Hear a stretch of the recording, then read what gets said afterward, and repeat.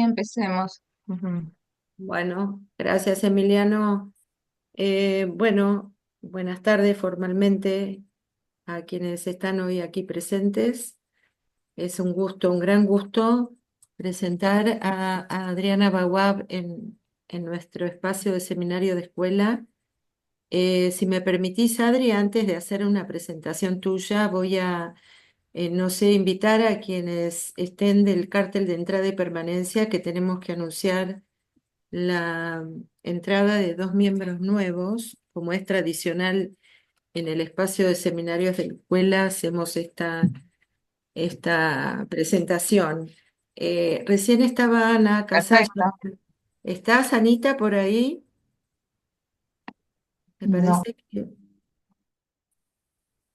no la veo. A ver. Ana, bueno. em, Presento yo entonces a los dos nuevos miembros que han hecho la entrada a nuestra escuela, Leonardo Simone y Ada Morate. No sé si están presentes hoy en el Zoom. Bueno, le damos la bienvenida, un fuerte aplauso y bueno, así hecha esta presentación. Bienvenidos. ¿Cómo? Bienvenidos, bienvenidos, Ah, claro. bienvenidos, sí, por supuesto, Sí, lo bienvenidos. sé. Mm. Bueno, hecha este anuncio, Ana, ¿me escuchás? No tenés audio, no tenés audio. Pero hice la presentación de los dos nuevos miembros que han hecho la entrada a la escuela. Bueno, listo. Bueno, ahora sí, paso a presentar a nuestra querida Adriana Baguá, psicoanalista, analista miembro de escuela ME de la Escuela Freudiana de Buenos Aires. Hace más de 30 años es miembro de la escuela, es ex vicepresidente, forma parte de carteles de dirección y da seminarios.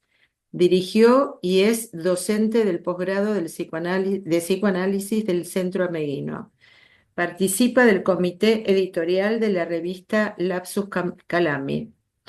Entre los libros de su autoría mencionamos Los tiempos del duelo, recientemente traducido al inglés, y El psicoanálisis en la escena contemporánea.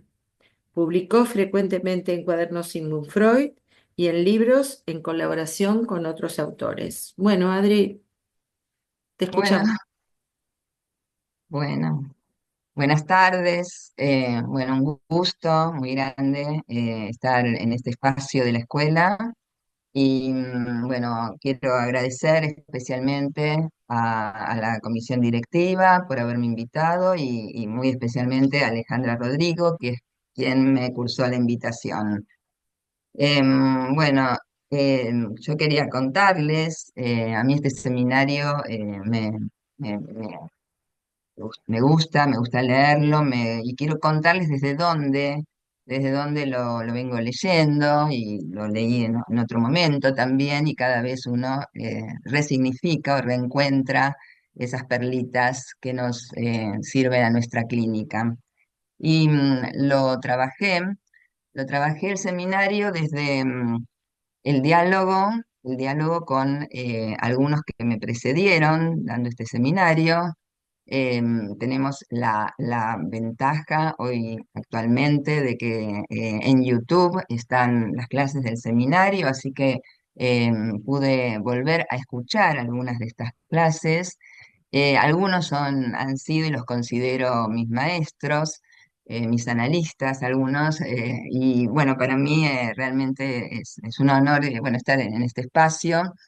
También lo leo también este seminario, ahora en diálogo, digamos, con lo que hace a mis preguntas de este momento en relación a, bueno, algo que se podría llamar la clínica en los bordes o la clínica al límite, ¿no? En estas manifestaciones que a veces se presentan como desbordes de angustia, ataques de pánico, depresiones o esa asidia que no se conmueve y con eso que se llamó en algún momento patologías del acto, actings, pasajes al acto, y bueno, todo con, digamos, tratando de, digamos, de indagar, de explorar qué nos ofrece, qué herramientas nos ofrece Lacan en este tiempo de nuestra clínica.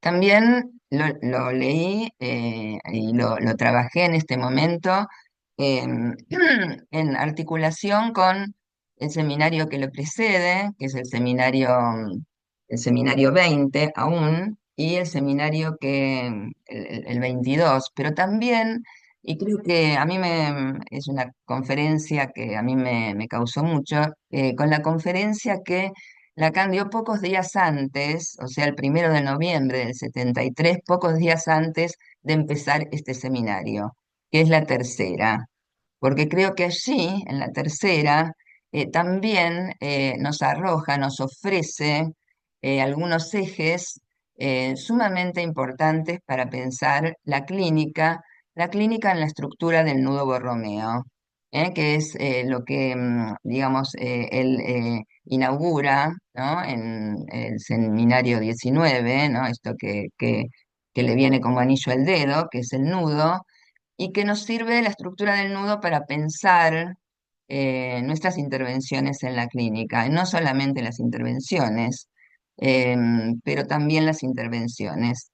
Y bueno, bien, si tengo que decir, me causa pensar el psicoanálisis en este tiempo subjetivo, ¿no? Cuando Lacan nos dice unir nuestro horizonte a la subjetividad de la época, o cuando nos dice en varios seminarios, creo que también en este articula algo que dejó pendiente en el seminario 11, en el seminario 14, y acá en el 21 lo retoma algunas cuestiones en relación al ello, a la pulsión, y también en esos seminarios sitúa ciertas, cómo afecta o cómo influye el discurso de la época, como discursos de la ciencia, y es verdad, digamos, vamos a decirlo así, que en estos tiempos, en donde recientemente, bueno, tuvimos la irrupción de una pandemia imprevista, inesperada, donde la tecnología, el avance de la tecnología permite esto, por ejemplo, que hoy estemos así teniendo esta reunión por Zoom, em, y que hasta hace unos años no nos imaginábamos que podíamos acceder a esto, esto de la pantalla, de lo plano, y el lugar del analista en relación a la dirección de una cura respecto de esta modalidad. Y también, bueno, todo lo que significan los adelantos, bueno, podemos decir, el discurso, dice Lacan, ¿no? Dice, no son etapas de épocas que tienen su auge, su apogeo y su decadencia, como algunos autores, sino que son discursos de época, dice, discursos de la ciencia y en qué lugar y cómo pensamos la clínica que se nos presenta y las intervenciones en estos tiempos. Así que bueno, un poco quería mencionar este panorama de donde Lacan, digamos, desde donde yo leía en este momento este seminario. Y hay una frase del seminario, voy a comenzar diciendo algunos puntos del principio del seminario para luego ir a la segunda parte del seminario, digamos, a las últimas clases. Pero me interesaba ubicar algo que él dice en la primera frase del seminario, ¿no? Entonces em, recomienzo, pues había creído poder terminar. Me di cuenta de algo, es incluso eso que llamo el pase. ¿De qué lo hizo darse cuenta? ¿De qué lo hizo darse cuenta? Me permitió ver cierto relieve, y ese relieve lo expresa exactamente dice el título de este año, ¿no? Los nombres del padre. Este seminario que Lactan dictó años 73, 74 y que, y que dice que le permitió darse cuenta de algo, de un relieve, del relieve, ¿no? Y algo que lo llama como relieve, como volumen, del relieve de lo real, del relieve, ¿no? Él pensó que ya se había dado cuenta, pero ahora no, ahora se dio cuenta de algo, de que hay un relieve, de que hay un relieve de lo real, que hay un volumen de lo real, lo va a llamar, y que dice que justamente el título del seminario, ¿no? El título del seminario manifiesta ese relieve de lo real. Vayamos un poquito a la primera diapositiva, por favor. A ver, vamos a compartir. ¿Vos la compartís, Emiliano?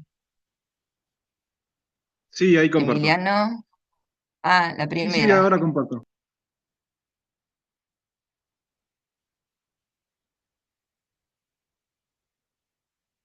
Ahí está. Bueno, no, quería poner la diapositiva esa que dice Le nom du parent, ¿no? Le nom du père, el no, también podemos decir el no del padre, ¿no? Pero bueno, la traducción, las distintas. Y hablar de esta homofonía, de lo que, digamos, porque él dice justamente que lo que esta homofonía consuena muy bien con lo que él quiere expresar en este seminario.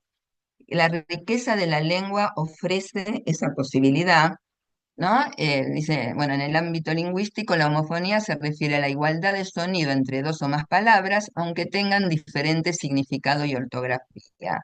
Le quise ponerlo, ¿no? Aunque tengan diferente significado y ortografía, o sea, donde el saber referencial a veces, o sea, o muchas veces no coincide con el saber textual, ¿no? Porque tienen distinto significado y se escriben diferente también, pero consuenan la palabra que usa del mismo modo. Y Lacan, entonces, y hay otras homofonías, en este seminario hay varias. Bueno, está la que utiliza después en el seminario 22, que es perversamente, ¿no? Cuando habla de los nombres del padre, ¿no? Y habla del nombre del padre y dice, ¿no? Al padre se le debe no solamente el respeto, sino el amor en el amor, muy interesante porque habla mucho. Silvia Amigo también había. Ya está, podemos dejar de compartir. Emiliano, ahí está, gracias. El amor del amor, ¿no? También, sí, ese padre funciona perversamente en relación a ser de su mujer objeto de su deseo, ¿no? Dice, inclusive dice, que funcione, aunque tenga sí. Lo importante es que pueda hacer de su mujer objeto de su deseo, dice, y que esté que no se las crea tanto sus magistraturas, ¿no? Recordemos, sino que sea un padre medio, dice, ¿no? Que haya ahí un medio, pero me parece interesante esta cuestión, y hay otras homofonías en este seminario que me muy interesantes. Más adelante, en clases más adelante, él va a hablar de lo imaginario. Creo que en este desarrollo que hace, no solamente pone al volumen, sí, como dándole cierta importancia en esto de el armado del nudo borromeo, sino que también valoriza algo del orden de lo imaginario en relación a los sueños nos trae, ¿no? Y, y justamente hay dos homofonías que utiliza respecto de esto. Creo que es en la clase 10 del seminario. Eh, Dog dice, el imaginario para la constitución del sueño, la figurabilidad, tiene un valor de oro, ¿no? De oro. Il dorm. Hildorn dice, ¿no? Y hay una homofonía. Y también dice, porque si el sueño toca lo real, ¿no? Y es interesante, después vamos a ver si puedo incluir algún recorte de un sueño. Lo real se produce una revolución. Rev en francés sueño, es un sueño-ilusión, si traducimos, pero es una revolución. Algo del sueño, o sea, esto que tiene que ver con el saber inconsciente, que es el camino que hacia lo real nos conduce, porque es así como lo dice, ¿no?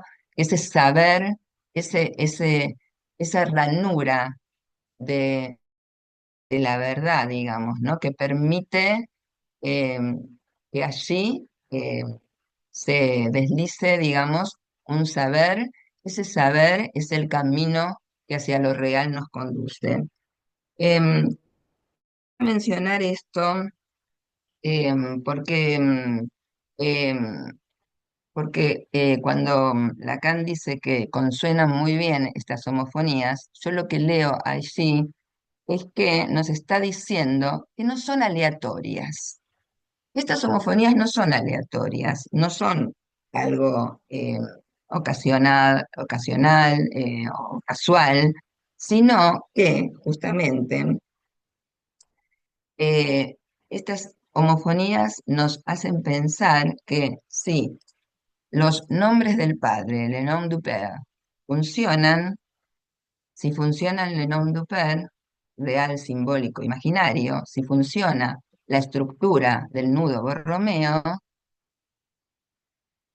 somos incautos del inconsciente. Podemos ser ingenuos respecto del inconsciente. Podemos abrir nuestras orejas a la escucha de lo que está en juego, en el juego de palabras, vamos a decir, en la dirección de la cura.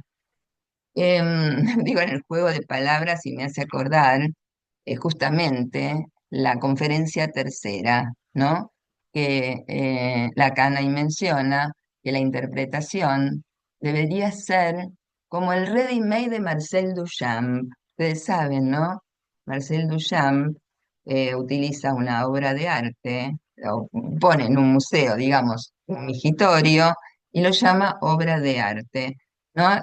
O sea, hay una revolución allí, ¿no? Y algo de lo real que se manifiesta. Uno podría, él dice, la interpretación debería ser como el ready-made de Marcel Duchamp,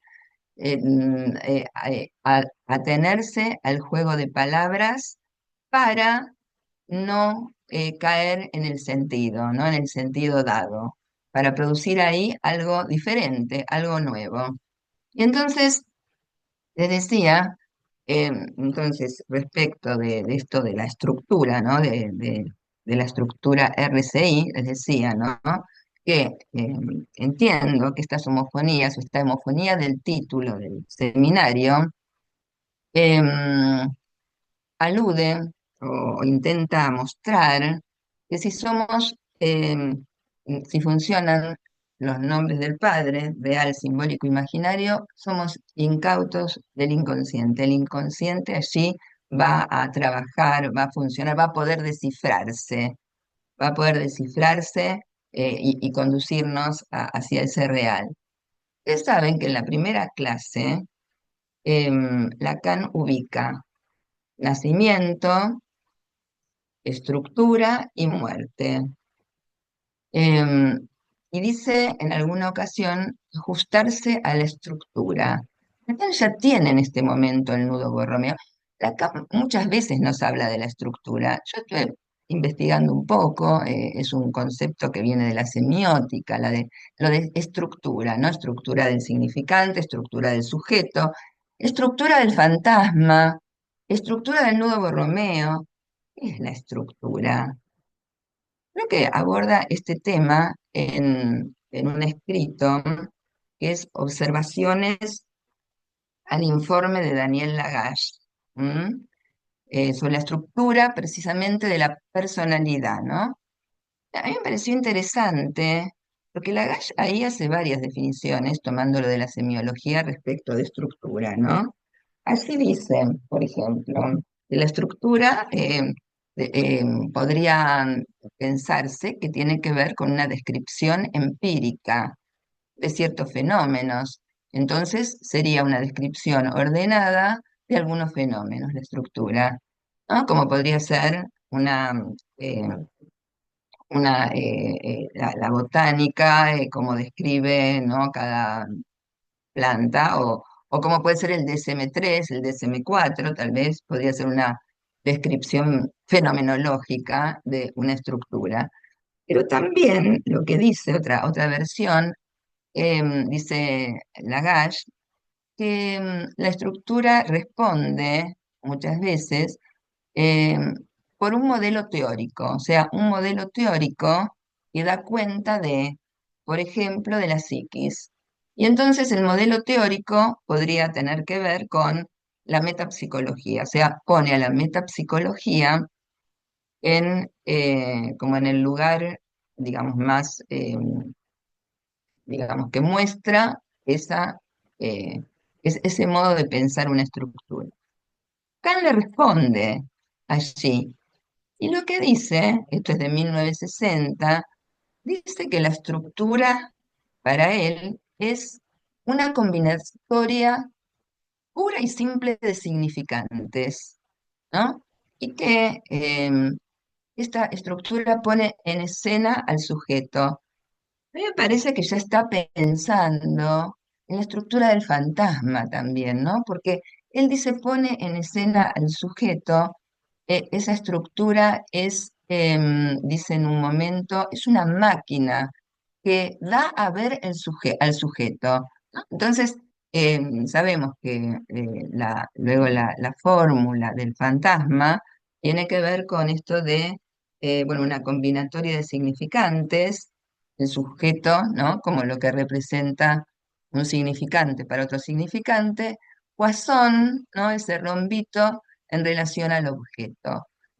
Yo estuve trabajando un poco sobre este concepto de estructura porque me interesaba y en realidad pensando en las estructuras clínicas, quizás elijo, bueno, voy a decir porque estoy muy agradecida a la formación de tantos años en la escuela freudiana, elijo la definición que nos alcanza Isidoro Beck cuando habla de estructura, que dice la estructura es cómo se ordenan ciertos elementos, ¿no? Significantes respecto de una falta, o sea, ¿no? Del objeto como falta, que entonces ahí podríamos pensar la estructura como justamente, ¿no? De la neurosis, cuando opera la falta, de la perversión y de la psicosis, ¿no? Cuando, por supuesto, algo está ahí totalmente taponado, ¿no? En relación a la falta del otro, podríamos decir.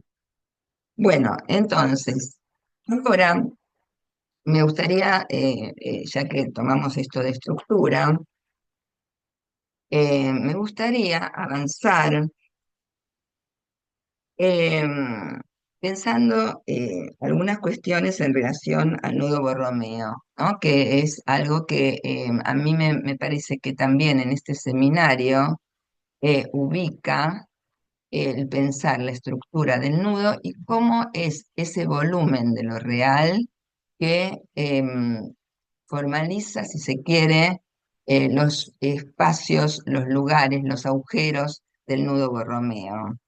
Esto cuando él dice debemos, y a mí me parece que es una indicación clínica, debemos ajustarnos a la estructura. Creo que todo el tiempo Lacan en este seminario nos está diciendo de alguna manera cómo intervenir, con cuidado intervenir en esto, ¿no? Digamos, en esto que tiene que ver con eh, la interpretación, la dirección de la cura, soportar ese real que es la clínica, también y también algo que en las clases más adelante lo menciona, cómo operar con el sujeto supuesto saber, cómo opera la transferencia.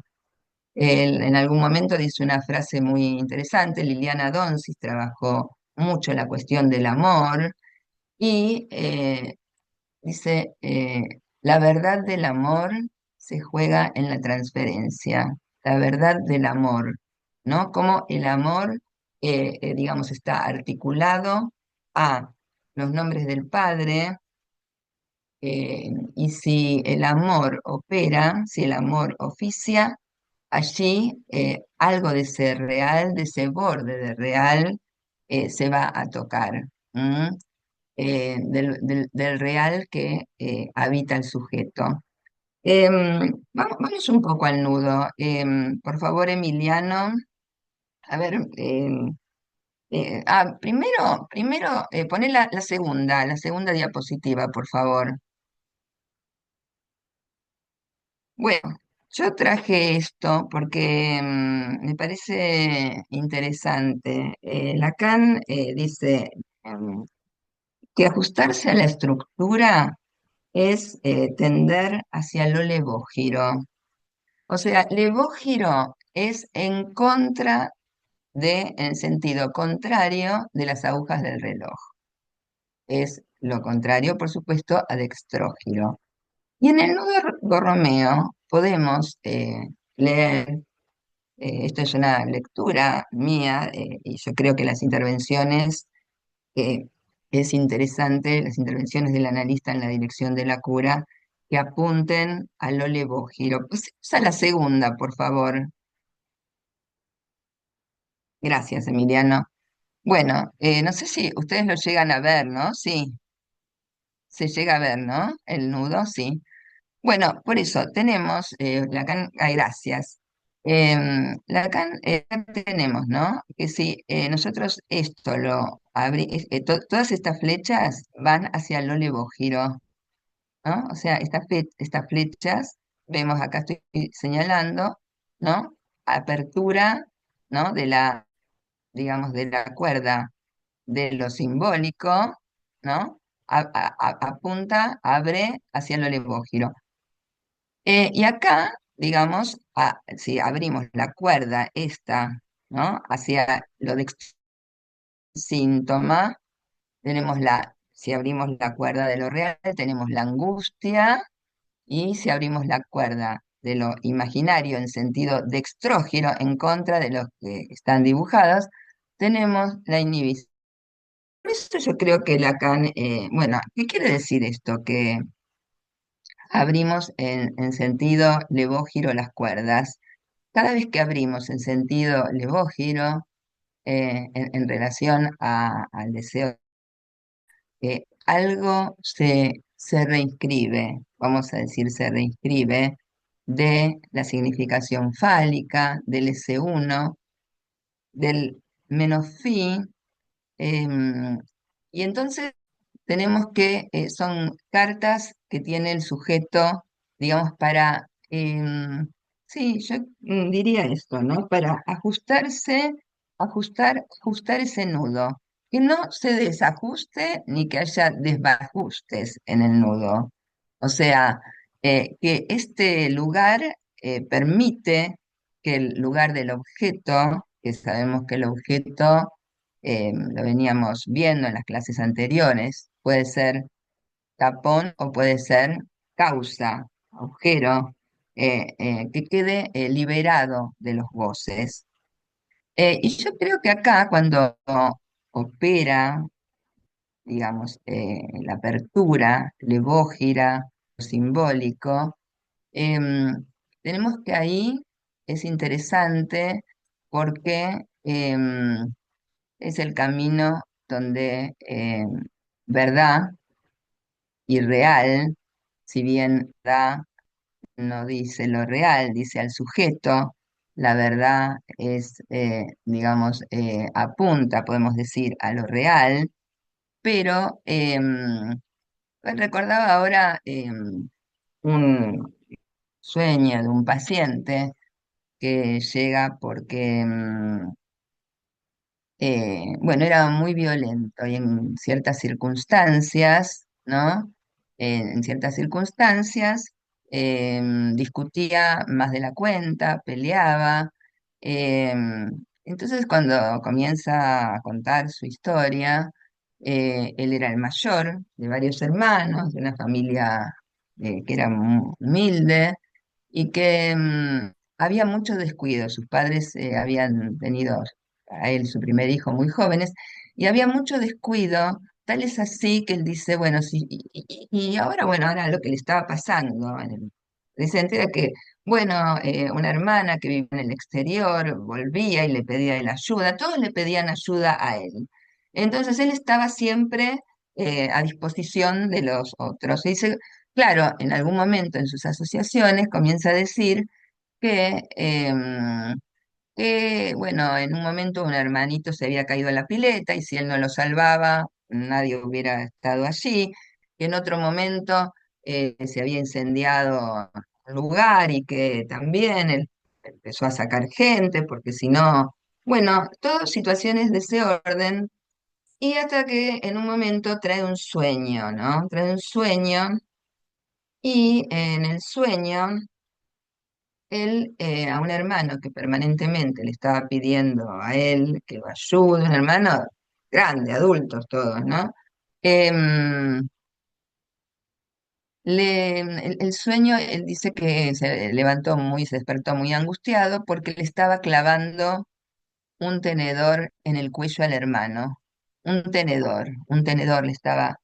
Entonces, a partir del tenedor, ¿no? Empezaron a surgir asociaciones que el hermano gritaba y él también, pero le clavaba un tenedor en el cuello. ¿Quién era ese tenedor? Tenedor, ¿quién era tenedor? Él era tenedor, o le estaba diciendo al hermano, por favor, tené algo vos, en un momento en que él estaba, pero digamos, empezamos a jugar con ese término, ¿no? Y yo creo que, bueno, no sé, lo que nos está diciendo Lacan es que si abrimos hacia el lado levógiro, algo de el S1 del sujeto se inscribe, se reinscribe y algo del síntoma de, digamos, los efectos de lo simbólico en lo real, digamos, del desdibuje que hay, también podemos decir, entre el goce fálico, entre los goces y el lugar de la. Eva Lerner hace unos gráficos en donde el goce, los goces, vamos a decir así, invaden el lugar del encaje del objeto causa, del lugar este, digamos, de la como causa, como motor, digamos, del movimiento deseante. Entonces, bueno, por eso creo digo, cuando leemos, ¿no? Creo que era, si no me equivoco, Analía Megdesian preguntaba qué se escribe de lo que se dice en un análisis. Se escribe. Cuando se escribe algo, em, cuando se escribe, hay algo del goce que permite acotarse ese goce. Algo del goce, algo se canaliza de ese goce de otro modo. A ver, pasemos a las otras diapositivas que hay respecto del nudo. Bueno, esta diapositiva, gracias. Bueno, la había utilizado Eva Lerner, a quien le agradezco, porque bueno, ayer a la noche le dije que me había gustado cómo, acá tenemos, ¿no? Cómo la apertura hacia el lado levógiro, ¿no? O sea, si abrimos en contra de las agujas del reloj, tenemos acá inconsciente y acá tenemos inhibición, ¿no? En todo. Y entonces le había em, preguntado a Eva si podía utilizar alguna de las imágenes, que ahora la tecnología, o sea, me dice, pero yo no las dejé en la biblioteca. Le digo, no, pero le saqué fotos al YouTube. Le saqué una foto al YouTube y la adapté para la computadora. Y bueno, Y ella ponía acá una línea de puntos, ¿no? O sea, cómo cuando intervenimos en el análisis de alguno de los registros, del imaginario, del simbólico, del real, y creo que en todos, cuando hablamos de intervención en lo imaginario, o cuando uno hace una acotación respecto, por ejemplo, de una vestimenta, o cuando desde lo real, ¿no? Limitando un goce, ¿no? Poniendo un límite a lo pulsional, ¿no? Digamos, sí, a la pulsión, al ello, ¿no? Y le decimos, me acuerdo una vez, una adolescente que le dije, bueno, pero antes de correr a la heladera, a comerte todo lo que hay en la heladera, bueno, llámame en algún momento, llámame y vemos, y hablamos qué te pasó en ese momento, ¿no? Em, entonces, bueno, ¿cómo intervenir para justamente liberar la zona esta, ¿no? La zona del objeto A. A ver, seguimos. Bueno, no, ahora ya está, vamos a dejar de compartir. Em, Gracias, ahí estamos. Em, bueno, quería claro, que el S1, ¿no? Como que qué trazo porta el sujeto nos muestra, ¿no? Y qué trazo, además, em, qué trazo porta el sujeto y qué letra, eso quiero decir, ¿no? También, qué letra está haciendo límite entre el saber del inconsciente y el saber del inconsciente y el objeto, ¿no? Y el goce del objeto. ¿Qué letra? Esa es la letra que permite, digamos, acotar algo del goce parasitario, de esos goces, ¿no? Em, entonces, quería,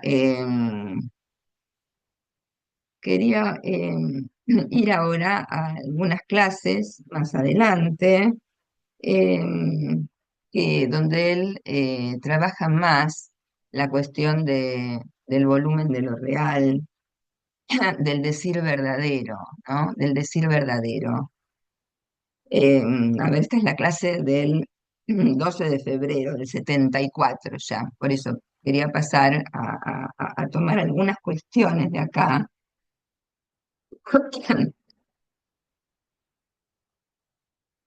Bueno, habla del decir verdadero y lo define como la ranura por donde pasa lo que es necesario que supla la ausencia, ¿no? La ausencia inherente al parletre, la ausencia de la relación sexual, de que hay rapport, de que hay relación, ¿no? Entre el saber y el goce, por ejemplo, no hay relación entre inclusive el enunciado y la enunciación. Em, y esto, ¿no? El decir verdadero. ¿Qué es el decir verdadero, no? Porque, ¿qué es la verdad? ¿Qué era la verdad para Freud? ¿Qué es la verdad para Lacan? A mí me interroga la verdad, ¿no? ¿Cuál es la verdad? Porque Freud, y yo creo que Lacan cuando retorna a Freud para hacerse preguntas, ¿no? Él dice también en este seminario que me pareció interesantísimo, él dice em, que, que fue su tesis, ¿no? El caso M, que lo llevó a él a interiorizar, no, investigar, a explorar la cuestión del saber. ¿Qué es el saber? Tan diferente a lo que tiene que ver con el conocer, ¿no? Entonces, y eso es lo que lo llevó, la gran intriga que le causó, ¿no? La interesante tesis de Lacan, ¿no? Sobre el caso M de esta paciente que estaba internada en Santán y que estaba detenida, ¿no? Internada porque había ido a lastimar a una actriz famosa que decía que hacía bastante tiempo que entre ella y otro, no sé, productor la estaban molestando, ¿no? Y fue con algo cortante, ¿no? Y esta mujer, y Lacan empezó bueno, a tratar a Aimée, que Marguerite se llamaba, que era después se entera muchos años después que era la madre de Lilian Siem. Y bueno, y eso lo lleva a saber, a ir a investigar qué era el saber, de qué saber se trata. Entonces, uno podría decir, ¿qué es ese decir verdadero, por cuya ranura, ¿no? Por cuya ranura algo se filtra respecto del saber, ¿no? Del saber inconsciente. ¿Desde dónde? ¿Desde dónde el sujeto habla de ese decir verdadero? Y a mí me parece, em, que leyendo a Freud, Lacan advirtió que, em, que perdón, que Freud dudó del decir verdadero de sus analizantes. Por ejemplo, cuando él dice, ya no creo más en mis neuróticas, ya no creo más en mis histéricas. Es interesante porque la carta esa, que es del 21 de septiembre del 97, de 1897, la carta 69, Lacan dice, Freud dice, sí, estoy decepcionado porque hay interrupciones del análisis, porque todas dicen que fueron abusadas, ¿no? Por algún familiar, no puede ser que sea tan así todo esto, dice Freud. Y entonces, ¿cuál es el decir verdadero? Puede ser que en algún punto había un cierto deseo que afloraba en ese decir de haber sido abusadas. Había, ¿no? ¿Cuál era la cuestión que estaba allí en juego, ¿no? En relación a esto, ¿no? Hay muchas preguntas que Freud, digamos que Lacan le hace a Freud, a mí me parece, inclusive. O sabemos que, bueno, el fantasma de seducción también está entre las fantasías originarias, ¿no? O sea, el fantasma de la escena primaria, el de seducción y el de castración, ¿no? Pero digo esto porque creo que hay algo allí que lo lleva a Lacan a afirmar esto, ¿no? Que el decir verdadero es la ranura por donde pasa algo que atañe a un real, así lo voy a decir, ¿no? O sea, em, bueno, entonces hay muchas cuestiones. Lacan, Freud dice ahí también, ¿no? Dice también, ¿cómo hacemos para diferenciar? Se pregunta en esa carta Freud, ¿no? En el inconsciente no existe un signo de realidad, ¿no? Y lo toma del proyecto, ¿no? De una psicología para neurólogos. Es imposible distinguir una verdad frente a una ficción fuertemente afectivizada, dice, en el inconsciente, ¿no? Esta era lo que decía Freud, ¿no? Pero me parece que por ahí también algo del decir verdadero, porque bueno, un poco menciona eso, Lacan respecto de Freud, y por otro lado menciona, y sabemos, dice, que Freud tampoco creyó los sueños de su paciente, ¿no? De la joven homosexual. No, no creyó esos sueños de que algún día la joven iba a querer tener un partener masculino, que iba a querer tener hijos, no, no creyó, ¿no? Y Lacan se interroga, ¿cómo, no? Freud ahí, bueno, eh, sostiene eso, ¿no? Y creo que en muchas partes de este seminario, ¿no? De este seminario donde Lacan pone de relieve la estructura del nudo Borromeo, Em, Creo que también nos habla de la estructura del fantasma, ¿eh? O sea, de la estructura del fantasma, de cómo en el análisis debemos cuidadosamente, ¿no? Destejer hilo por hilo la trama del fantasma, ¿no? O sea, tiene mucho que ver, a mi gusto, o sea, quizás porque justo coordino un grupo sobre el seminario 14, ¿no? Pero cómo la cuestión, ojo con tocar, yo creo que nos está diciendo a veces, ojo con tocar el bastidor del fantasma, no ese real. Es hilo por hilo que en los sueños, que en los lapsus, que en lo que el decir, ¿no? de los analizantes, algo se va destejiendo para producir la construcción y el atravesamiento del fantasma, ¿no? Como que, digamos, y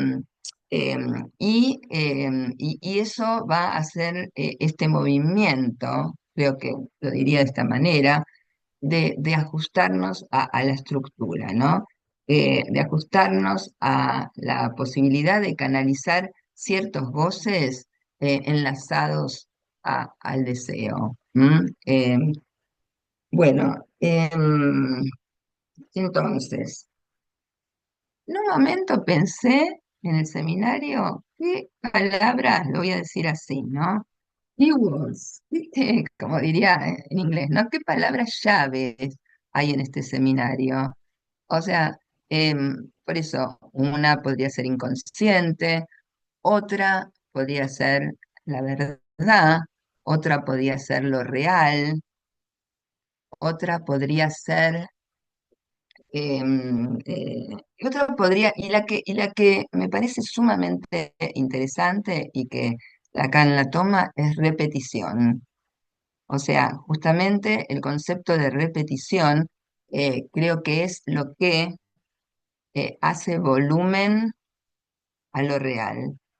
Eh, el concepto de repetición, ustedes saben que venía trabajando Lacan en el seminario 11 como Tijé y automatón, ¿no? Y yo creo que la Tijé es el encuentro desafortunado con lo real que, digamos, produce, ¿no? Esa repetición. Algo se vuelve a encontrar y produce esto que hace a la tijé bueno, como azar, pero también yo digo, desencuentro con lo real o encuentro desafortunado y que puede, digamos, producir, bueno, ese ataque de pánico o un estado de despersonalización o confusión.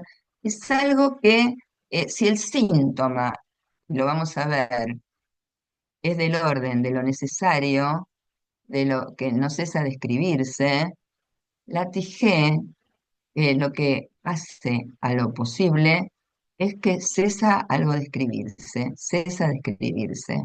Y entonces creo que se muestra en esos fenómenos de la clínica que no tienen la característica, la textura del síntoma. Em, bueno, entonces pero bueno, no me quería ir del concepto de repetición, o sea, y el automatón ustedes saben también, es la insistencia significante. Es aquello que se escucha y se escucha nuevamente en un análisis. Ayer una paciente me decía, no, un analizante, me decía, ay, estoy de nuevo con dolor de cabeza y desorganizada. Es una paciente que hace varios años consultó por endometriosis, sangraba. Había fallecido su padre hacía un poco menos de un año, pero cuando consulta, que estaba con síntomas así, físicos, ¿no? Endometriosis, dolor de cabeza y cierta desorganización, decía, no, pero no tiene nada que ver con la muerte de mi papá. Bueno, ella decía eso. Ahora, varios años después, la paciente mejoró su endometriosis, diría casi, porque tenía varias intervenciones quirúrgicas que nunca más tuvo, o sea, después para eliminar ese sangrado, ¿no? Ese sangrado. Y entonces, en un momento, em, eh, me menciona justamente, ¿no? Algo de su historia, ¿no? Su historia que tenía que ver con que ella nació 11 meses después que su hermano mayor. Cuando murió el padre, relata, la madre, bueno, como el hermano era mayor, decidió que parte de la herencia que le correspondía a ella vaya para ese hermano. En lo que se quejaba mucho en el tiempo ese, cuando consultó hace algunos años, eh, era que cuando venía alguien, ella era de una ciudad del interior, que venía alguien, la madre decía, tenés que recibirlo muy bien. Y ella decía, yo estoy haciendo mi tesis de doctorado, ¿cómo hago para recibir a gente en mi casa? Bueno, siempre había otro antes que ella. Em, y entonces, justo ahora, hace poco, ella vuelve a decir esto que se repite, que es que me pidieron de la asociación que vaya a tal lugar, pero yo tengo que hacer una capacitación, y claro, me empieza a decir que de nuevo, ¿no? Como lo real a veces siempre está el otro antes que ella, casi uno podría decir la estructura de la frase del fantasma, ¿no? Siempre está otro antes que lo que ella necesita, muchas historias, muchas historias. Y entonces, bueno, lo que se repite. Entonces, es interesante, ¿no? Cuando alguien puede empezar a decidir de otro modo que aquello que le inculcó la demanda del otro. Lacan varias veces dice, ¿no? Lo que hay que cortar es esa demanda que hace, digamos, que hace que funciona como una respuesta. Muchas veces los pacientes dicen, pero no, lo hago impulsivamente. Impulsivamente digo sí, antes de pensar o antes de... eh, entonces, digo, hay algo que es interesante, ¿no? Eso que repite, eso que se... Cuando uno advierte, bueno, Lacan, cuando trabaja en el seminario 10, el fantasma, bueno, del hombre de los lobos, ¿no? Este sueño repetitivo, ¿no? Este sueño repetitivo que lo deja, ¿no? Es ese real que toca el sueño, que lo deja al hombre de los lobos, lo deja ahí tan paralizado, ¿no? Cuando consulta a Freud, ¿no? Y todo lo que después se despliega tan interesante en ese caso, que tiene tantos diagnósticos diferentes, ¿no? Que hablan, digamos, que tiene paranoia, que tiene depresión, que, bueno, hay un montón de cuestiones ahí, ¿no? La fobia del hombre de los lobos. Digamos, esta cuestión, ¿no? También quiero decir algo que me parece interesante. Cuando Freud hace la necrológica de Charcot, rescata una frase. Silvia Amigo creo que también la había mencionado. La frase es «Ça n'empêche pas d'exister». Cuando iban a recorrer las salas de los pacientes, muchas veces le cuestionaban a Charcot, pero esto no está en esa nosografía botánica que hablábamos recién, de cómo se pensaba la estructura clínica, ¿no? Y entonces Charcot decía, eso no le impide de existir, ¿no? O sea, cada sujeto manifiesta a veces es con su fantasma, a veces es sin su fantasma, ¿no? Con el fracaso del fantasma, pero bueno, manifiesta, se muestra, ¿no?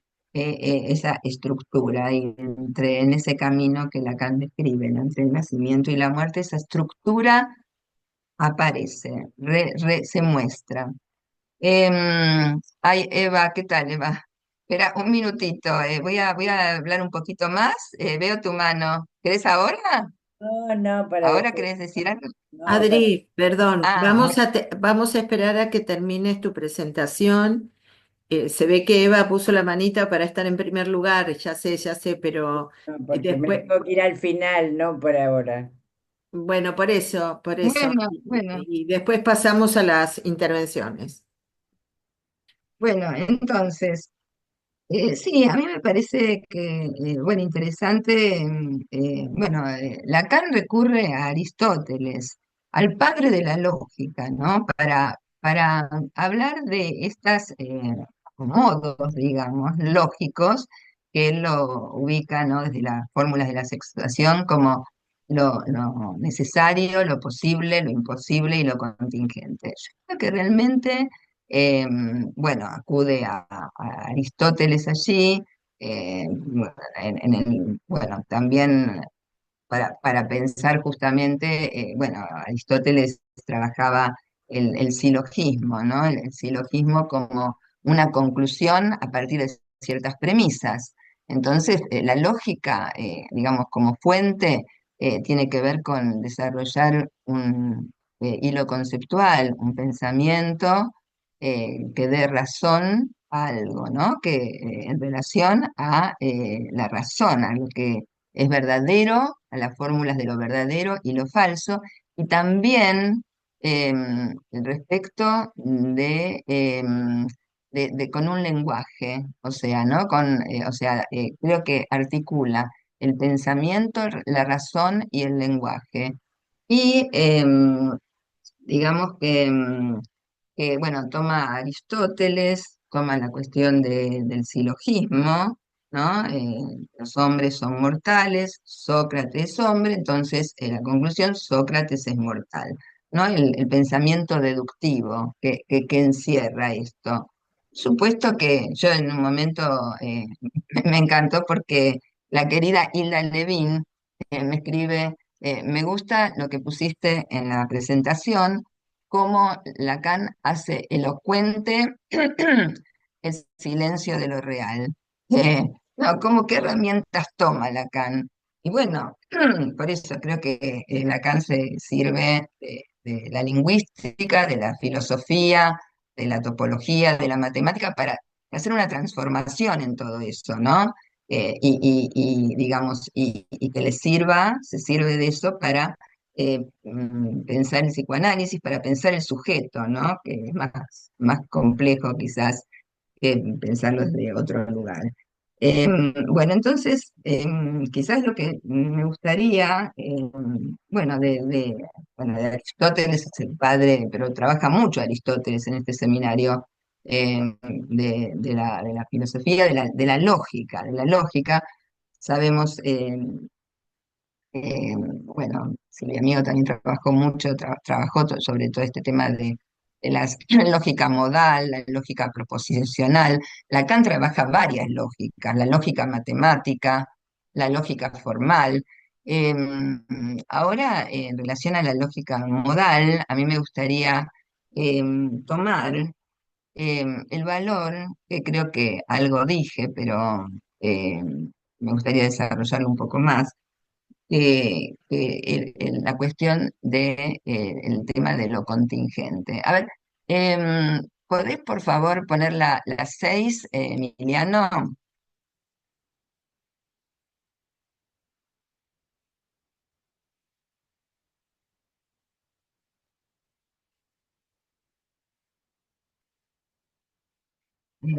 Bueno, acá estamos, sí. Acá tenemos, bueno, ¿no? Tenemos las fórmulas de la sexuación, ¿no? Pero yo creo que estas fórmulas Lacan las exprime y dice mucho, ¿no? Y dice mucho también en relación a la relación del sujeto y el goce, y los goces.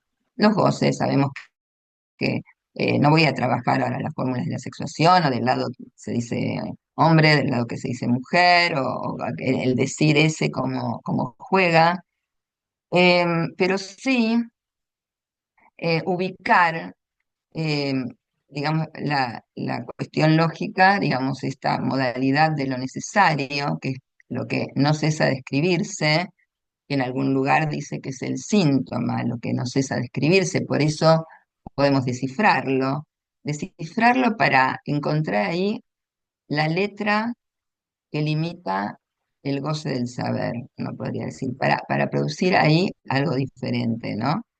Em, lo imposible, ¿no? Lo que no cesa de no escribirse, lo posible, que es que algo a veces cesa de escribirse. Y Lacan desarrolla algo interesante sobre esto. A ver, ahora, a ver, quiero mencionárselo. Algo cesa, eh, ¿no? Algo cesa de escribirse. ¿M? Eso es lo posible. Y está lo imposible, ¿no? Lo imposible. Lo que no cesa de no escribirse, ¿no? Un imposible, no existe algo, no hay una función sobre ese algo que no existe.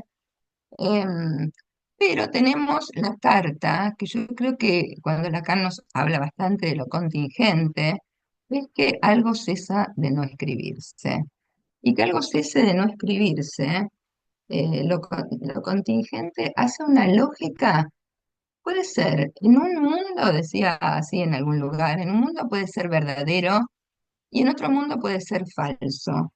Em, o sea, es interesante porque creo, o sea, estaba pensando justamente, ¿no? ¿Qué función tendría lo contingente, ¿no?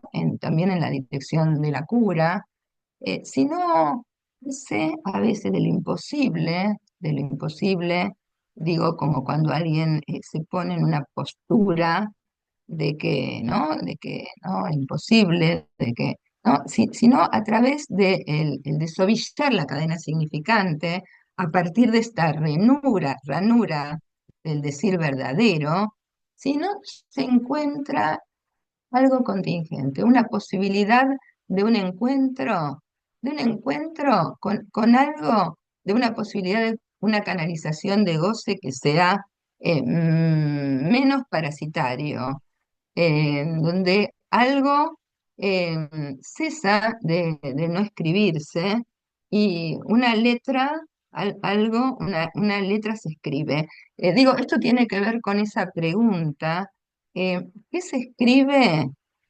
¿Qué se escribe de lo que se dice en un análisis? Él dice, más, dice así Lacan, ¿no? Em, hace que lo que era tapón, esto habla de lo contingente, tapón, goce fálico, eso a través, dice, de la significación fálica, o sea, de lo que nosotros designamos como significación fálica, hace que lo que era tapón, eh, ¿no? Permite que algo allí, ¿no? Triunfe o fracase, dice, casi siempre falla, dice. Dice, por eso somos neuróticos, ¿no? Pero si triunfa, establece entre dos sujetos algo que se asemeja a una relación. Algo cesa de no escribirse. Es para algunos casos privilegiados, dice. Cuando Lacan habla del orden de lo real, bueno, digo, bueno, aparece esto, ¿no? O sea, hace que algo de ese real sea una letra, o sea, venga a ser una letra que se escribe. Em, a ver, quería decirles algo más de lo contingente. Em, lo que cesa de no escribirse es como que sale a la luz cierta verdad de la cosa. Lo contingente como lo indeterminado, que puede existir o no existir, pero si alguien recorre el camino del análisis, esa estructura, digamos, uno podría decir algo, cuando esa paciente, ¿no? Que me decía, siempre había otro, una vez viene muy contenta y dice que la madre, ella hacía muchos deportes, una mujer que le gustaba mucho, pero la madre nunca la notaba en los torneos de tenis. No, no, eso es para tus hermanos. Hija de un juez del interior de la provincia, y resulta que un día viene muy contenta porque me dice, empecé a jugar al tenis de nuevo, retomé el tenis, me anoté en un torneo, gané el torneo de tenis, me compré el equipo, lo que mi mamá nunca me compraba, el equipo de tenis. No, digamos, entonces yo le pregunté, digo, pero vos cuando lográs eso, ¿no? Y dice, cuando juego al tenis, a todos les digo que no puedo algo, que no puedo ir a acompañar a tal, que no puedo. Entonces me decía eso. Digo, ¿qué sentís vos cuando? Dice, mira, ni me duele la cabeza, ni me siento que estoy desordenada, y además me siento liberada, muy liberada. Le digo, bueno, digo, son cuestiones que hacen a cómo tocamos ese borde de lo real con el significante. También quería decir algo más. Dice lo contingente, dice acá en la página 76, por lo menos lo leí de varios lugares, pero de las traducciones que hay, ¿no? De Agoff y de Arribas y después la de francés. Pero dice, lo contingente testimonia la presencia de lo real y solo se anticipa por el decir, en tanto se soporta de un principio de contradicción. O sea, ¿no? El principio de contradicción, sabemos, digamos, hay algo del inconsciente ahí en juego, ¿no? Porque en el inconsciente, nos dice Freud, no hay, no hay, hay contradicción, digamos, no juega el principio de no contradicción, ¿no? Que está el del tercero excluido y el de identidad, pero bueno, este que también lo toma Lacan de Aristóteles, pero para darle esta vuelta. Em, También quería comentarles algo, bueno, va a quedar algunas cosas. No, yo quería comentarles porque me parece, ustedes saben que en un momento vinieron a la escuela dos analistas, que algunos se había analizado con Lacan, que era Müller, eh, Müller y Richardson. Uno vino y hablábamos un poco de por qué el psicoanálisis en Estados Unidos no había tenido su, digamos, Lacan, el psicoanálisis no había tenido, digamos, la fuerza que estaba mucho más la psicología del yo. Y decían, lo referían un poco a ciertas cuestiones de la historia, de idiosincrasia, del empirismo, sí, del empirismo filosófico que había funcionado, ¿no? De la practicidad y que tenía más que ver con las lenguas romances. Contarles que, bueno, cuando yo presenté mi libro en una institución de allá de Nueva York, bueno, alguna gente se acercó, algunos son hispanoparlantes, pero que viven en Nueva York, para supervisar. Entonces, muchas veces les pido y ellos me dicen que han supervisado con franceses y es algo muy novedoso para ellos. Les pido, si a mí me resuena, porque yo viví hace muchos años en Estados Unidos, pero le pido que me digan textual las palabras que usa el analizante, ¿no? Que me lo digan en inglés. Entonces, me doy cuenta, y ellos dicen que no, nunca habían trabajado de ese modo, pero que les gusta, les agrada ese modo. Le digo que me digan la palabra. Y cuando insiste esa palabra, ¿no? Una paciente hablaba del weight, saquemos por favor, Emiliano, saca compartir pantalla, ahí está, el weight, ¿no? Entonces insistía la palabra weight. Entonces le digo weight y entonces me cuenta que era una paciente que se quejaba de su peso, de que había aumentado mucho de peso, que su madre siempre eh, se ponía muy ansiosa cuando ella se ponía a la mesa, se ponía a comer en la mesa, y entonces y el analista me decía que siempre vuelve. Hay algo de la repetición, ¿no? Cuando uno escucha la repetición, el loop, algunos pacientes dicen, vuelve el loop, ¿no? Me contaba un paciente. Yo escucho, digamos, no escuchar esa posibilidad. Y entonces yo le digo, wait, wait, suena como wait, como esperar. Y le digo, me dice, porque no sabía cómo intervenir, como siempre viene con lo mismo. Bueno, wait, ¿no? Espérame un poco, él está pidiendo desde la transferencia con el analista del sujeto supuesto saber algo del orden del amor, ¿no? ¿No? Cuando Lacan dice, la verdad del amor se juega en la transferencia. Hay algo ahí del wait, del lugar del analista, que me parece que propicia, bueno, acotar o cortar con la demanda del otro que se ponía tan ansiosa cuando ella comía. Bueno, quizá, bueno, digo algo más, algo pequeño y así, no, en algún momento un tema que a mí me interrogó y me parece interesantísimo para pensar nuestra clínica es el lugar del masoquismo, ¿no?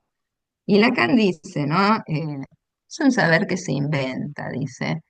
Es interesante porque cuando uno le pegan a un niño, ¿no? Em, y eso es lo que recalca mucho Lacan, ¿no? Es el segundo tiempo, ese tiempo en que no dice, soy pegado por mi padre, ¿no? Pero lo que destaca Freud es que ahí hay un goce. Dice, hay un goce, no dice fálico, pero dice, hay un goce onanista, dice Freud. Pero veo que ahí donde mi papá, y que no es pegar, bueno, está la serie adolescencia, la humillación, hay tantas cuestiones que se ponen en juego en relación al masoquismo, ¿no? Pero ahí veo que hay gozo. Creo que hay un punto ahí de giro en el análisis, ¿no? Cuando alguien ve cuando repite, cuando algo de ese volumen de lo real se presenta y repite cuestiones, como ahí algo del goce del otro, está imperando por sobre el deseo, ¿no? Por sobre el deseo, sobre el efecto del objeto A como causa. Yo quería comentar también que a mí me sirve mucho también para pensar algunas de todas estas cuestiones de la clínica, el diagrama de flujo que nos ofrece Isidoro Berg. Creo que esto de poder pensar, ¿no? Pensar eh, cómo algo, digamos, pasa o no pasa por el colador del inconsciente, si viene digamos, si viene del ello o viene de los mandatos del super yo, y no pasa, y pensar que en la estructura, por eso, y esto tiene mucho que ver con lo que vengo pensando, de si hablamos de otras estructuras, a veces frente a la subjetividad lo que o lo que se reniega de la época, ¿no? O si hay en una estructura, ¿no? Hay progresiones y regresiones respecto a la posibilidad de que algo pase o no pase por el colador del inconsciente, ¿no?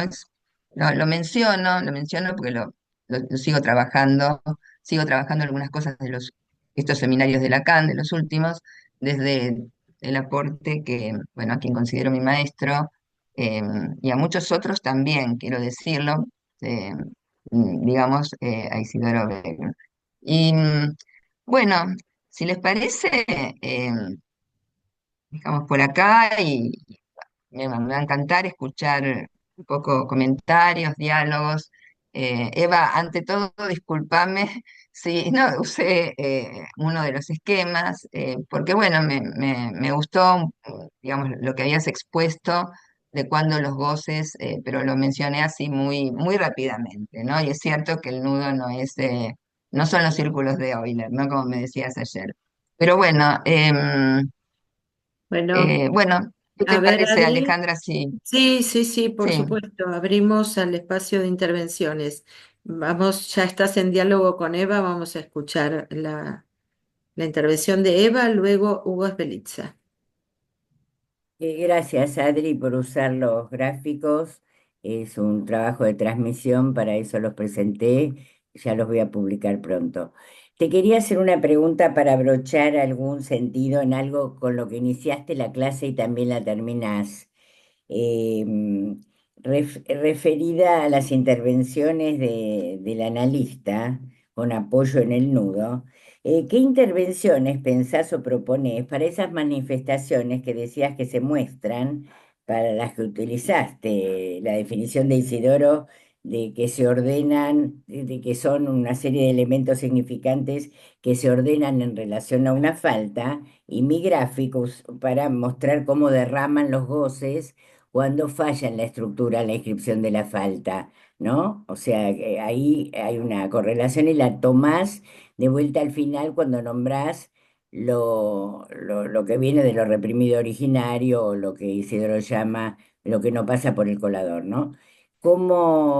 ¿Qué intervenciones, porque planteabas, cómo pensás el tema de las intervenciones para inscribir esa, esa falla del nudo que justamente en la estructura impide la inscripción de la falta que vos te referías, de la definición de Isidoro? Sí, Bueno, sí, si te bueno, parece, ¿cómo querés hacer, Adriana? ¿Querés que cada uno quiero pregunte y vos respondás? ¿O sí, vamos tres con varias? intervenciones. Sí, ¿Cómo? tres puede ser. Bueno, ok. Tres, que Bueno, pregunte. bueno. Sí, yo las voy Entonces, anotando porque así no me olvido. entonces tenemos Ujú. a Hugo y luego Lili Donsis. Hugo, Bueno, sí. Bueno, Adriana, excelente tu trabajo. Lo mío es un comentario. Vos hablabas de el decir verdadero, y también, bueno, hablaste muchas cosas muy interesantes todas, ¿no? Eh, Esto de los sueños mentirosos de la joven homosexual, Lacan le cuestiona a Freud, en cuanto Freud no contaba con esa característica del significante que es la mentira, donde yo puedo partir de algo verdadero diciendo mentiras. Una característica es eso. El, es decir, que el goce, que es real, necesita para acercarse a bordearlo por la presencia mentirosa del significante. Avanzando tres seminarios más, Lanzhou, del 21, Lacan parece que no dijo todo, nunca dice todo, ¿no? Complementó en el seminario Lanzhou lo que dejó pendiente en el 21. Por ejemplo, esto que vos decís muy bien, la ranura, que el saber en lo real, dice Lacan, es una invención, otra palabra clave del 21, vos dijiste muchas, muy interesantes, es la invención. Y dice Lacan que es la ranura por donde pasa el decir verdadero. Y acá dice algo muy importante, Lacan, muy importante, de cuál es el principio del decir verdadero. Lo dice en Lao Tzu, no recuerdo en qué clase, pero lo dice en Lao Tzu. El principio del decir verdadero, y tiene que ver con el coloquio, hago una publicidad por el coloquio de invierno, el principio del decir verdadero es la negación. Digo, también por eso Lacan cuestiona a Freud, porque Freud no toma en cuenta algo que él escribió. Lacan toma muy en cuenta que se cumplen 100 años de lo que escribió Freud, que es la negación. Este, y termino con esto, que el decir verdadero, aparte, es lo que tropieza. Bueno, habría mucho más para hablar, pero excelente la clase. Gracias. bueno, Gracias. gracias. Escuchamos a Lili Donsis. Bueno, gracias. Eh, Te agradezco, Adri, la reunión que nos brindaste, todo lo que aportaste, las menciones que hiciste, muy desde una ética que aprecio mucho. Lo mío es una pregunta breve, que incluso algo lo mencionó recién Hugo, pero lo voy a decir a mi manera. Me interesó mucho la cuestión de la estructura, esto, lo otro, pero lo de la época, pero lo dejo para otra ocasión. Quiero subrayar qué estamos diciendo con el decir verdadero. Por un lado está como ranura del decir la verdad, bla, bla, pero vos lo dijiste de una manera muy clara. Atañe el decir verdadero, atañe a un real. Mi pregunta, cuando decimos atañe a un real, ¿es que el decir verdadero toca lo real? ¿Quiere decir que el decir verdadero bordea lo real? ¿Agujerea lo real? Bueno, son distintas posibilidades, debe haber algunas otras también, pero me parece que Lacan acá en esto hace algo muy importante que va cambiando lo que es la verdad como estructura de ficción, ¿no? Al sostener el decir verdadero, me parece que dice otra cosa. Y bueno, atañe a un real, entonces va mi pregunta, toca, bordea, agujerea. Bueno, lo que ya comenté, muchísimas gracias. Bueno, Adri, ¿querés responder? Bueno, sí, sí. Bueno, Eva, vos decís, bueno, qué intervenciones, ¿no? Cuando hay algo de esto que, digamos que, ¿no? La estructura, ¿no? Como los elementos en relación a una falta y cuando esa falta a mí, la verdad que cuando leo, leo y leo y uno sabe, entreteje, ¿no? Entreteje con la clínica. A mí me hace acordar esto que me preguntás y lo del diagrama de flujo también. em, a una paciente que consultó hace mucho tiempo y que me decía que ella tenía dos títulos, socióloga y licenciada en artes, y daba clases en una escuela y tenía muchas discusiones, muchas peleas en algún momento, pensé con todos con los alumnos, con las directivas, y las directivas eran todas gordas feas eran. Y entonces se peleaba con todos, una paciente con una cuestión paranoide importante. Sin embargo, siempre llegaba puntualmente a la sesión, hablaba. Y contaba, entonces cuando empezó a poder desovillar su madeja significante, bueno, contaba que, bueno, en todos los lugares, por supuesto, se hacía excluir, vamos a decir así.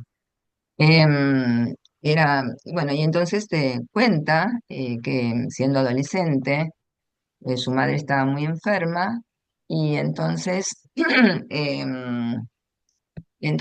ella un fin de semana, ella la cuidaba, la madre, peleada con su familia, con los vecinos, muy difícil, le habían levantado también actas en las escuelas. Bueno, y entonces la cuidaba la madre en la adolescencia, bueno, y en un momento, un fin de semana, se va con una amiga a la costa, se queda unos días más y la madre le pone una exclusión del hogar. Ella tiene otros hermanos y cuando le pone la exclusión del hogar, resulta que, bueno, al poco tiempo muere la madre, sin poder ella nada, ni conversar, ni... Bueno, entonces aparece también otra historia donde en un momento en que ella se va de la casa familiar, antes de este episodio, va a la casa de una tía y la pareja de la tía abusa de ella, abusa, bueno, de alguna manera. Entonces, bueno, ella, a ver, había algo en esta mujer bueno, de ser abusada por los otros, ¿no? Por las gordas feas, ¿no? Ella decía que la mamá tenía 120 kilos, pesaba, ¿no? Me voy a, pero digamos, hay algo que donde aparecía de estar excluida. Tenía malas relaciones de pareja, pero bueno, en un momento empezó a relacionarse con gente del arte y empezó a relacionarse con gente del arte y empezó bueno, a hacer algunas acciones que yo les señalaba como acciones muy beneficiosas para todos, como un día llevarle un remedio a una persona, otro día regalarle unos escarpines a un bebé que nació. Y empezó a relacionarse con esta gente del arte y un día viene muy emocionada y me cuenta que fueron a pintar a la casa cuna. Me dice, ¿sabes? En la casa cuna lo habían abandonado a Quinquela Martín. Y bueno, y entonces, bueno, algo de lo real, de su historia, digamos, reaparecía en esto. Y es muy interesante porque el analista, digamos, o sea, después la pregunta que me hizo, le agradezco a Lili, que me dice, se toca lo real, se bordea. Yo creo que a veces se tiene que perforar lo real. O sea, a ver. Sí, o sea, creo que muchas veces lo bordeamos con, ¿no? La lectura. a esta paciente, en un momento que no quería ir a presentar, tiene algunas menciones en concursos, y un día estaba muy embarullada porque ella se pone a comer en lugar de pintar a veces, o se pone a dar vueltas, porque dice, no, algo me dice que no lo haga, que no lo haga. Y esta paciente, le digo, mostrame tus obras, porque ella sigue el análisis, o, digamos, me muestra sus obras y yo le digo, son hermosas. Le digo exactamente esto. Le digo, tiene un estilo, además me pagó con un par de obras hermosas realmente, en un tiempo en que no me podía pagar. Esta paciente que yo había empezado a atender en el hospital hace añares. eh, no, quiero decir que yo creo que sí, que hay algo de la verdad que el paciente pone en juego. Ella ha hecho cosas, digamos, de tirarle a un novio que encontró con otra mujer en el café cuando pasó ¿no? Tirárselo así. Generaba hacerse excluir, hacerse rechazar. Entonces, creo que sí, que a veces tocamos, yo creo que Lacan nos dice, ojo, es muy interesante el tema de los sueños de que toma Lacan en este seminario. Ahora me gustaría trabajarlo, bueno, pero porque él dice precisamente eso, ¿no? Cómo el sueño, digamos, permite acceder a algo de ese decir verdadero en la escucha del analista, que es a través de la escucha que algo ahí se escribe. Y entonces, por eso digo, a veces se bordea, a veces se agujerea, y creo que a veces tenemos que perforarlo, ¿no? En una clínica donde algunas eran gordas feas, y me cuenta un día que a una vecina le dijo, sos una vieja arpía. Entonces todas eran viejas arpías, todas eran... Bueno, nada, no me quiero extender más, porque quiero contestarle algo también a Hugo, lo del sueño, lo del tropiezo y el sueño mentiroso, ¿no? Claro, está bien, la mentira está en el significante, por supuesto, ¿no? Y es cierto, me gusta esto que decís, Hugo, no sé si lo dije, Lacan dice, lo invento. O sea, utiliza una palabra en griego y en latín, y la tengo por acá. El latín me gustaba en una época cuando lo usé, pero hipopeicón, una palabra hipopeicón, que tiene que ver con que lo sospechamos, esto tiene que ver con contingente, con la posibilidad de donde el analista sospecha por su deseo de analista hacia dónde canalizar el goce. Bueno, a Lili, bueno, sí, gracias por todo el comentario. Y es cierto que tal vez no pensamos la verdad como una estructura de ficción, sino que pensamos la verdad como aquello que apunta a lo real del sujeto. Bueno, podemos continuar, Bueno, continuamos Patricia. con las tres siguientes intervenciones. Patricia Bueno, Leyac, espera, Adri, Patricia Leyac, Hilda y Cristina Ochoa son las tres próximas. Bueno, Patricia. Bueno, gracias, Ale. Gracias, Adri, por el recorrido tan diverso que hiciste y con mucho acento en la clínica. Entonces, en ese sentido, te quería preguntar. Vos hablaste de una letra que cae del significante, digamos, ¿no? En tu trabajo, por ejemplo, con esto del tenedor, ¿no? El tenedor clavado en el cuello del hermano y toda la deriva significante que hubo a partir de este significante tenedor, ¿no?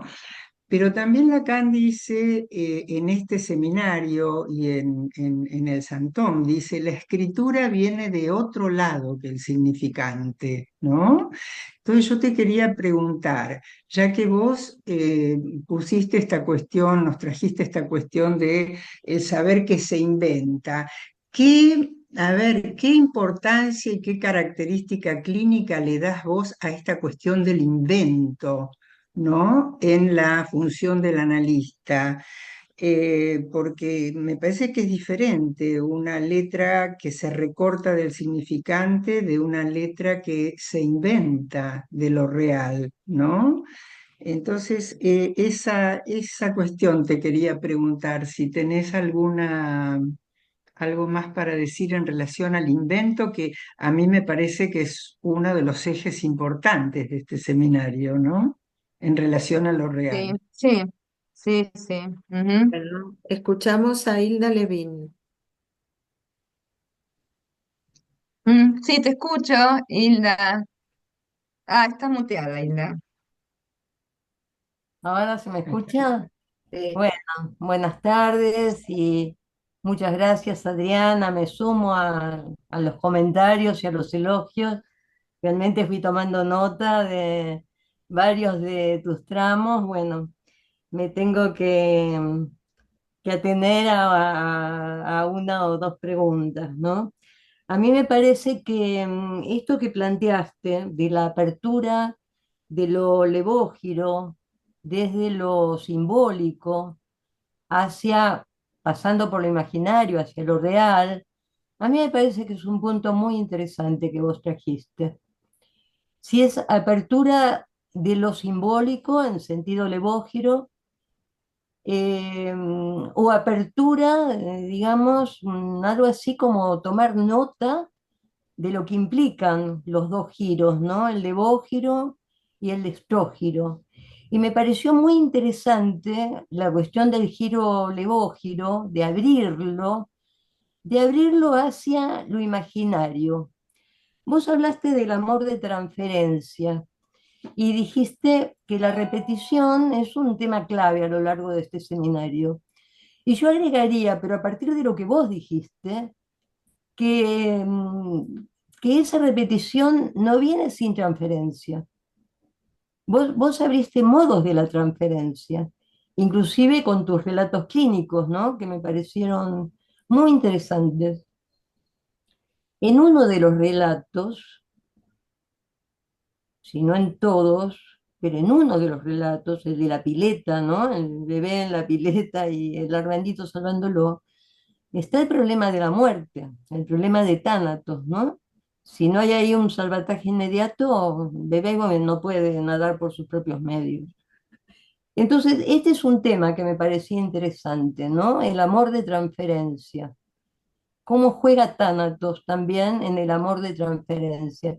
Me acuerdo, y con esto termino, hay mucho más para conversar, Adriana, realmente muy rico lo que trajiste, más los comentarios, pero me acuerdo que en una de las reuniones que hicimos en la escuela se habló de la cuestión del amor de transferencia y yo comenté, yo dije que sin amor de transferencia no hay análisis, pero solo con amor de transferencia tampoco hay análisis. Entonces, me parece que esto que abrís del giro levógiro toca la cuestión del amor de transferencia y va hacia lo real, de otro modo. Bueno, tal vez haciendo letra, eso abre ya los comentarios de Patricia y bueno, habría que seguir con el tema escritural. Mm, ujú. Bueno, Está muchas bien, está gracias. bien. Sí, sí. Bueno, seguimos con Cristina Ochoa. Bueno, me sumo a los agradecimientos en la complejidad de este seminario y articularlo con la enseñanza de Freud y de Lacan no es tarea sencilla. Es cierto. Muchísimas cuestiones que se abrieron. Me voy a circunscribir a una cuestión, o un nudito que se me armó escuchándote, Adriana. Vos te referís a la noción de estructura y la planteabas por el lado de lo significante, como estructura significante. Se me ocurría pensar que esa era una versión, y te referiste también, por ejemplo, a la lógica del fantasma.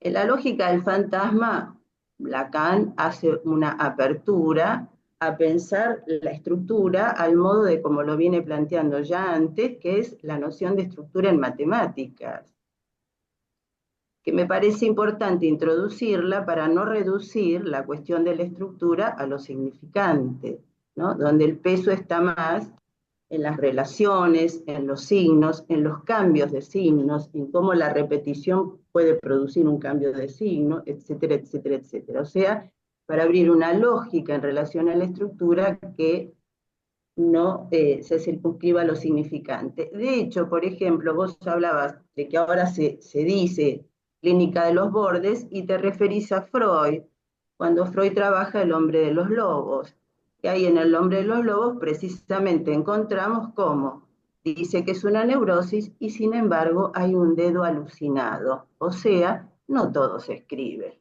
que me parece que es el gran nudo que estamos planteando, ¿no? En ese sentido, porque es cierto lo que vos planteás que trabajamos abriendo, ¿no?, a otros sentidos, por ejemplo, tenedor, otros sentidos más allá de esto que aparece como primera imagen de sentido, podríamos decir. Pero Lacan acá plantea, a mí me parece otra cuestión, que es que eso homofónico, no abrir a otros sentidos, eso homofónico en otro tiempo puede leerse de otro modo, pero solo se puede leer de otro modo porque se escribe diferente, ¿no? Efectivamente, de lo que se trata es que solo dice, podemos sancionar que se trata de otra cosa porque se escribe diferente. En la escucha es lo mismo, sigue siendo homofónico. Yo agregaría ahí lo que dice en relación al santón, que por ejemplo, pues nosotros decimos santón, parece que es diferente, pero pero Lacan le agrega una H muda. En francés se dice de la misma manera. Digo porque, para retomar, y cierro aquí lo que Lili planteaba también, ¿qué es lo que se escribe? ¿Eh? ¿A qué nombramos lo real? Y que se trata, me parece, de distintas operaciones que son las que nos interrogan todo el tiempo. Gracias, Adriana. Bueno, bueno, a ver, gracias por los comentarios, las preguntas, gracias. Bueno, Patti, una escritura, bueno, ¿qué es lo que se inventa? ¿No? Volvemos. Y yo creo que Lacan recurre a las herramientas, el organón, organón es herramienta, quiere decir, ¿no? Y yo creo que él reinventa el psicoanálisis. La verdad que pienso que reinventa el psicoanálisis, que gracias a Lacan hoy estamos hoy acá reunidos también. Y una escritura que, no, y también en relación a lo que decía Cristina recién, ¿no? Yo dije, claro, era de 1960, eso, cuando él dice una combinatoria pura y simple de significantes en es la estructura. Y después trabaja el fantasma, la estructura del fantasma, y después trabaja el nudo. O sea, sí, claro, hay una secuencia, hay un plegado en cómo pensamos. Yo creo que todas las los modos estos nos sirven para pensar nuestra clínica. La verdad que lo creo así. Em, y que se invente. Y yo creo que cada analista está llamado a inventar, a reinventar el psicoanálisis con intervenciones, con lo que tiene que ver con el trípode que sabemos que nos sostiene, ¿no? Y que, bueno, cómo a uno se le ocurre a veces algo y se sorprende de ese acto analítico de decir, bueno, pero anda, hoy en vez de sentarte y dar vueltas, o sentarte o pararte y dar vueltas en tu casa, o comer todo lo que tenés allí, y esta obra está como para ir a presentarla. Y hizo un suspiro, hizo esa paciente, ¿no? Y fue a través de la pantalla también.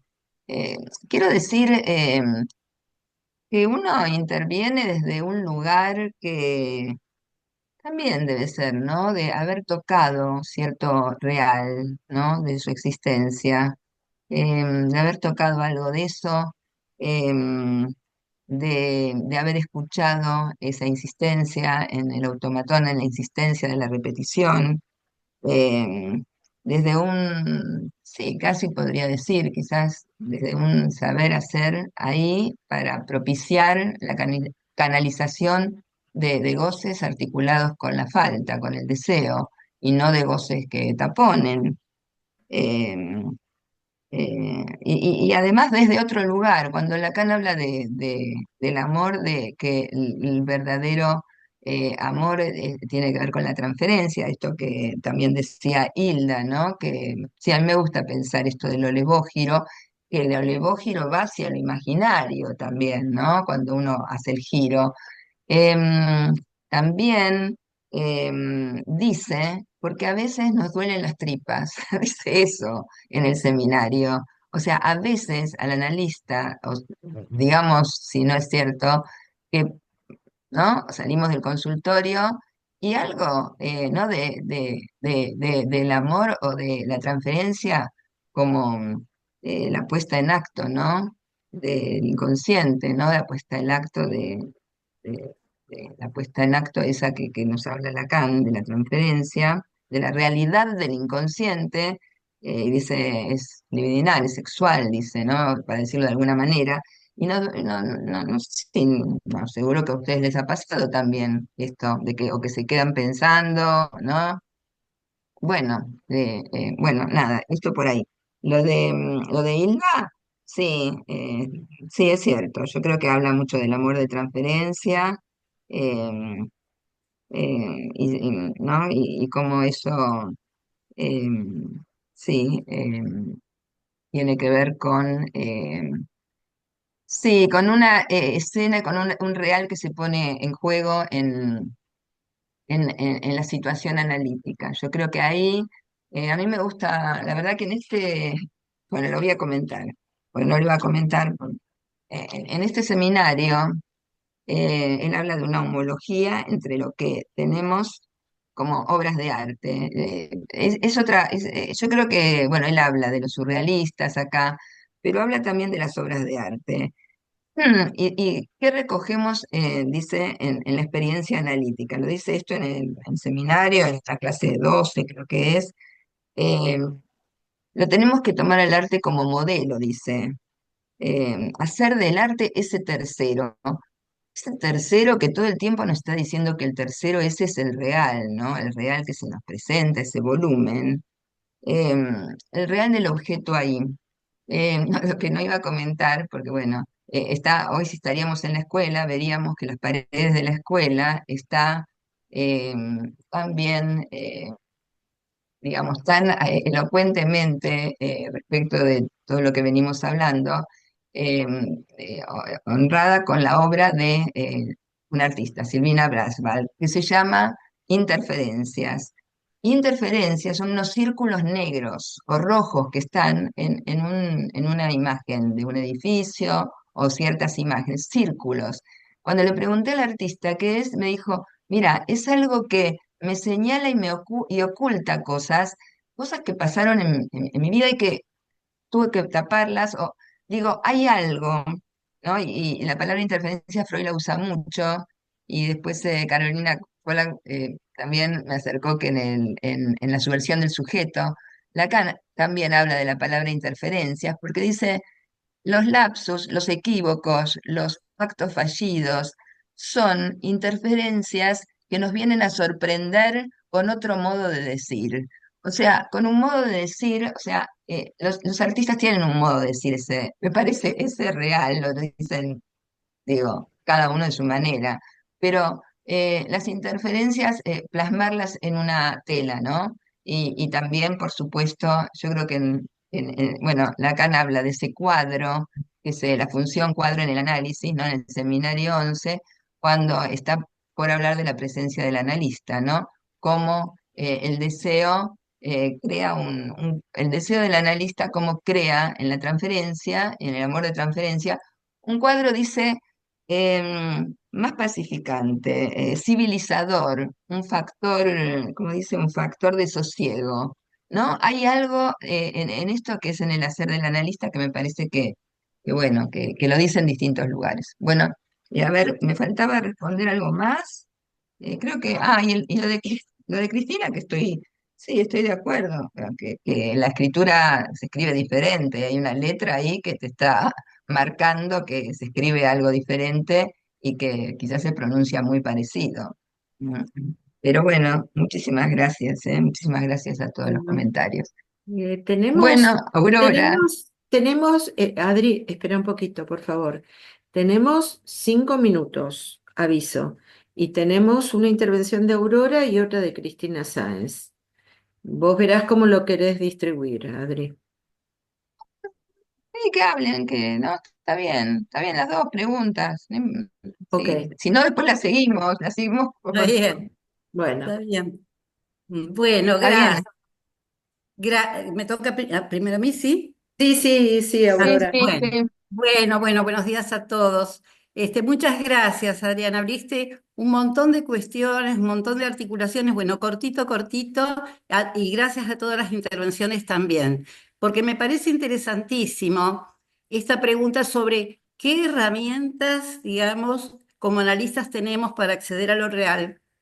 Y vos trabajás, por un lado, la cuestión del nombre del padre, que, bueno, ajustándonos al seminario, donde justamente plantea que el no del padre está a nivel del decir, pero sea moneda en la voz de la madre. Vale decir que hablando de transferencia, tenemos que considerar, ¿no?, los distintos registros, que es lo que capta el analista, y entonces allí ubica, digamos, si bordea lo real, si lo agujerea o no, de acuerdo justamente a lo que capta.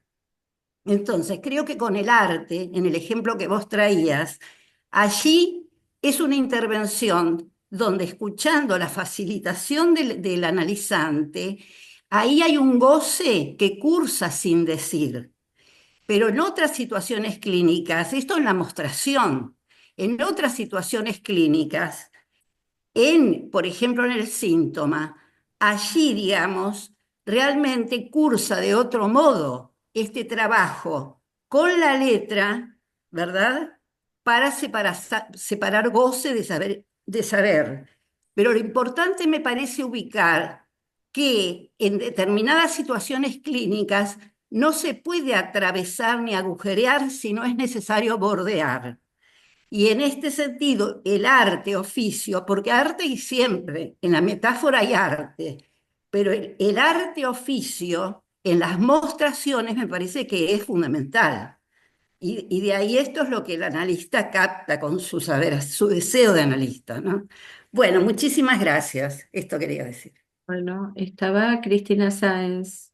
Sí, gracias Alejandra. Bueno, Adriana, te quiero agradecer muchísimo todo el texto que trabajaste y tu clínica. Voy a ser lo más breve posible.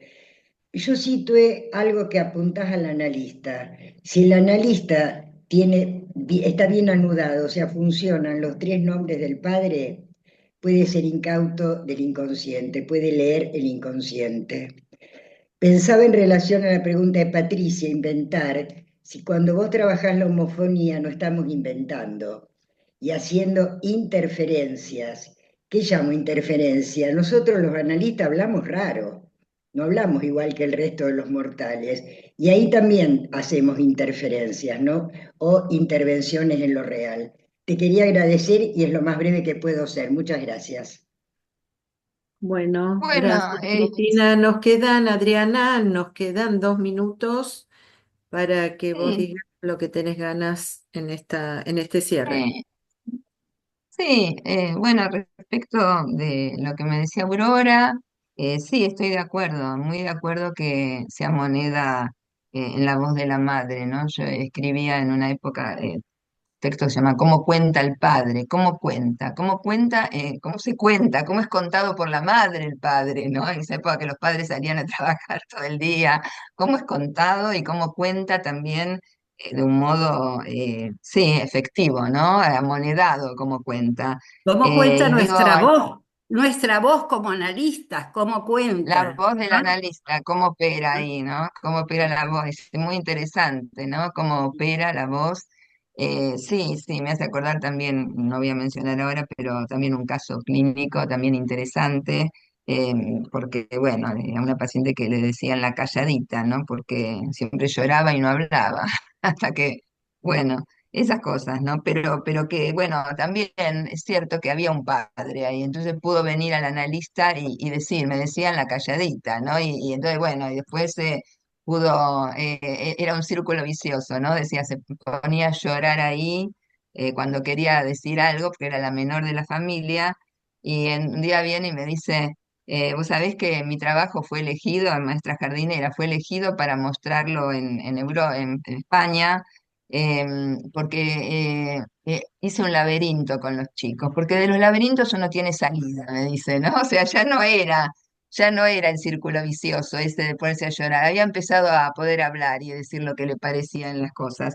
No digo porque sí, es cierto, es en la voz de la madre y es también, pues a veces digamos, tiene sus bemoles, ¿no? La voz de la madre respecto del padre también, ¿no? Pero yo creo que a veces las madres lo que escucho, y las madres es un decir sí. Y el padre es un decir no, o sea, esa terceridad que dice no y que se impone, que es importante que se imponga esa terceridad a el nombrar para, ¿no? Acá lo ubica así cuando en esa clase que vos mencionás, Aurora, ¿no? Entonces, el registro de la voz del analista creo que es fundamental. Creo que cuando yo empecé, hace muchísimos años, hace unos años, y alguien me dijo, bueno, pero hablarle así al adolescente está muy bien, ¿no? Porque era como, bueno, era esto.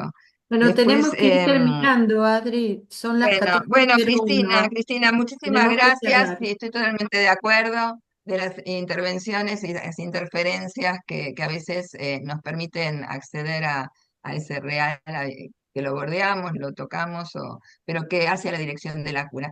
Bueno, les agradezco un montón la Bueno, muchas participación, el gracias, estar aquí, Adriana. haberme Gracias a acompañado. vos. Muchas gracias y los esperamos la próxima en el seminario de escuela. Gracias, Perfecto, Adriana. Bueno, gracias. Luego. chao.